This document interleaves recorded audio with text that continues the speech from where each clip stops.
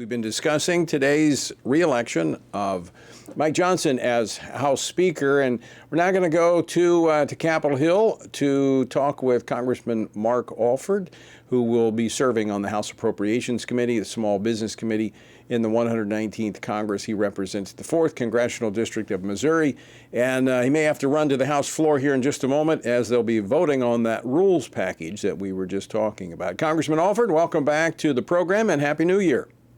Happy New Year to you, Tony. Good to be with you, and I'm so glad this is behind us now. We can move on with America's agenda. Yeah, I agree. I was watching the vote. I actually talked to the Speaker last night. He was, he didn't know what the outcome would be, but he was very confident that whatever the outcome would be, it would be fine. And one thing he did say is that he was not going to be making deals. And I think that held fast, that he did not make deals. He simply told the entire conference where he stood. Give me your perspective on how things unfolded today. Well, some of us were thinking this may go to 2 or 3 votes, but Mike Johnson said from the beginning, he told people, hey, we're going to stay here till this gets done today. We're not going to have a vote, a failed vote for his leadership in the House, and then break and then go to conference like we did with McCarthy. We're staying here till we get this done, or I'm not Speaker. And it was very clear from the beginning with a couple of holdouts, I think we had 3 that voted against him, that those minds were going to have to be changed. So I thought we were just going to have another vote and keep doing this. Well, he got these 3 people in a room, apparently with Marjorie Taylor Greene, there was Tom Massey, Ralph Norman, and one other person. And I guess President Trump was on the phone, and he convinced these others that they needed to vote for Mike Johnson to get this ball moving forward so that we can carry out the president's agenda. That's what the American people wanted, and that's what we now have to deliver. So give me a little sense of the chatter that was going on among your colleagues as this was all unfolding. Sure. I mean, the conversations were taking place. Oh, I'm sorry. I thought you were going to play a soundbite. No. I want you to do the sound for me. Okay. Here's the chatter that I hear. There are people who are frustrated with the process, and there are people who are frustrated with the individuals, and there's a third part that's frustrated with both of them. And I kind of fit that mold, being in the third part there. Look, I know that this is not a perfect process, and we have work to do.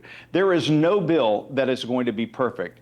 And we're going to have to be voting, now that I'm on appropriations, we're going to be voting on some very tough things to move the ball forward, to make sure that all 12 appropriation bills get out of committee like we did this last 118th, this last year, but even more so to make sure that we get those on the House floor and that they are passed and sent over to the Senate.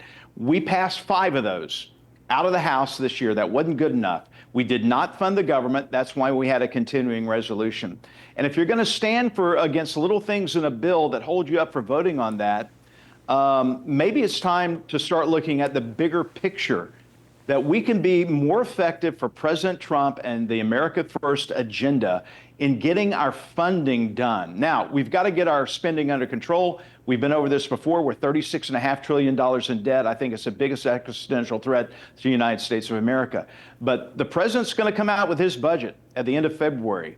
He is going to negotiate with Mike Johnson and with the new leader over in the Senate, Mr. Thune, and then the Democrats as well, to come up with a number that we have to work under on the Appropriations Committee to make sure that we fund our government and put an end to this intransigence in the U.S. House of Representatives, where we don't get our job done, then we go back to work in our district in August, and then we come back and we get stuck with the CR, and then it's Christmas time again, and we're stuck with what we had this last go around. That's got to end.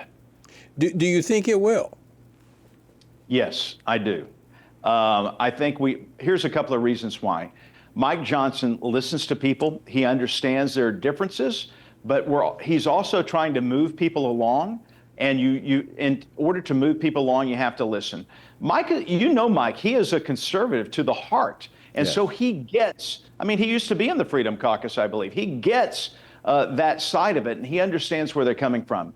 But we also have the leadership of Tom Cole, who's done a masterful job He knows this place, he knows the people, he knows the process, and he knows how to get these bills out of committee, ready for Steve Scalise to tee up so that we can finally pass these things. The American people are tired of what's going on here on Capitol Hill. They want action, and it's our job to fulfill this destiny that we're on right now to truly, and I know it sounds trite, President Trump said, make America great again, but we are on a path to do that, and we are ready to take off. Number one, we've got to get this reconciliation done where we are able to renew the Tax Cuts and Jobs Act, which is going to be a tremendous boon to our economy. If we don't do that, the average family in America is going to end up paying about $3,000 extra in taxes. This economy is going to start cooking, but we've got to get out of the way and help really kindle the wood under this fire that's going to do that. Congressman Mark Alford, what's the sense in terms of the? I mean, you've returned now to Congress. You're a veteran. Compare this to the 118th Congress. Is there an anticipation, kind of an excitement of what's ahead?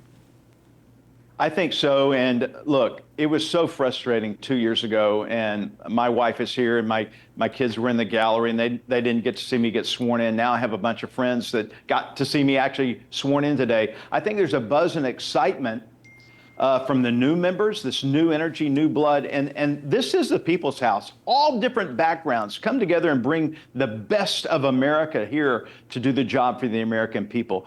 And there's an excitement for that, the newness.